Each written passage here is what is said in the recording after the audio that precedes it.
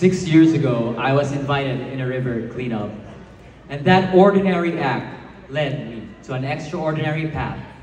I now serve as a commissioner for an international volunteer organization of leadership, wherein we have a partnership with Japan in collecting those trashes from the river cleanups and turning them into fluff fuel for clean energy. I am here tonight, not just as a candidate, but as a torch bearer. I want to inspire the youth with my story that you don't need to be a certain age, a certain amount of money, and even a title to lead a purpose greater than yourself. I want to use these experiences to create, in the international stage, collaboration. For this, we can create collaborative effort and boost from ordinary acts to extraordinary future. With pride, passion, and pakikisama. Mabuhay. Daghang salamat. Thank you.